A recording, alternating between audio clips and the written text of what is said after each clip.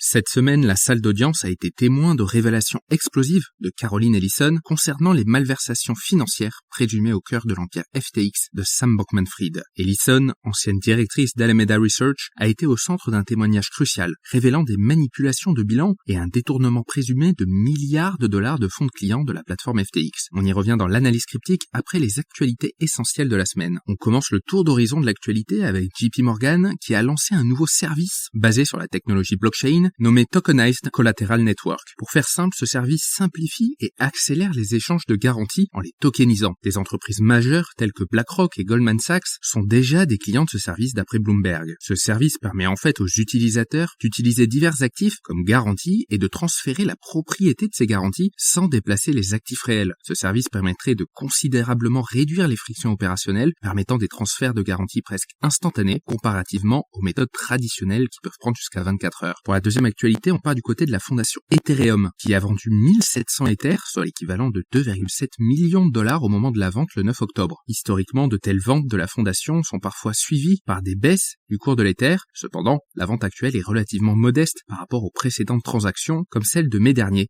où 28,5 millions de dollars d'Ether ont été transférés. Pour le moment, aucune raison n'a été évoquée concernant cette vente d'Ether en octobre. Pour la troisième actualité, on rappelle une date historique pour le Bitcoin. En fait, il y a 14 ans, le 12 octobre 2009, la première vente de Bitcoin a été réalisée par Marty Malmi, où 5050 Bitcoins ont été vendus pour seulement 5,02 dollars via PayPal. À cette époque, un Bitcoin valait 0,001 dollars. Depuis, la valeur du BTC a grimpé de manière exponentielle. Un Bitcoin vaut actuellement 26 760 dollars, multipliant ainsi sa valeur initiale par plus de 26,9 millions de fois. Pour la quatrième actualité, on s'intéresse à la plateforme Kraken, qui a annoncé l'acquisition de CoinMrBV, un courtier crypto basé aux Pays-Bas, dans le cadre de ses plans d'expansion européenne. Cette acquisition, qui intervient après l'enregistrement récent de Kraken en Espagne, est stratégique en vue de la prochaine réglementation MiCA en Europe. CoinMrBV, lancé en 2017, offre le trading de plus de 170 crypto-monnaies et son intégration renforcera la présence de Kraken aux Pays-Bas, un marché clé caractérisé par une adoption élevée des crypto-monnaies par rapport aux autres pays européens. Pour l'analyse cryptique de la semaine, on s'intéresse au procès de Sam Bankman-Fried. Dans une salle d'audience pleine d'attentes et de regards scrutateurs, la saga des malversations financières présumées de Sam Bankman-Fried s'est poursuivie cette semaine avec Caroline Ellison, l'ancienne directrice d'Alameda Research, à son épicentre. Pour rappel, Alameda Research, fondée par SBF en 2017, était exploitée à titre de fonds de couverture de crypto-monnaies en effectuant, souvent secrètement, l'achat et la vente de diverses crypto-monnaies sur la plateforme d'échange FTX. En livrant un témoignage très attendu, autant par la sphère médiatique que par le tribunal, Madame Ellison, à peine âgée de 28 ans et ancienne partenaire romantique de Sam Bankman-Fried, a déclaré qu'elle avait commis des délits financiers avec l'ancien directeur général de FTX et qu'il avait notamment ordonné à Alameda d'emprunter autant que possible. Le témoignage d'Ellison a été à la hauteur du battage médiatique. Elle a précisément décrit les voies par lesquelles des milliards de dollars de fonds de clients de FTX ont afflué dans les artères de la défunte plateforme de crypto-monnaie. Ellison a notamment déclaré qu'elle s'inquiétait déjà en 2020 de l'utilisation des fonds des clients de FTX par le biais des 65 milliards de dollars de lignes de crédit contractées par Alameda auprès de FTX, car c'était, je cite, quelque chose que les clients n'étaient pas conscients et qu'ils n'auraient pas apprécié s'ils l'avaient su. Elle dit avoir fait part de ses inquiétudes à M. Bankman-Fried, notamment en 2020, en lui demandant si la ligne de crédit apparaîtrait dans un audit de FTX. Il lui a répondu, je cite, « Non, ne vous inquiétez pas, les auditeurs ne vont pas regarder cela ».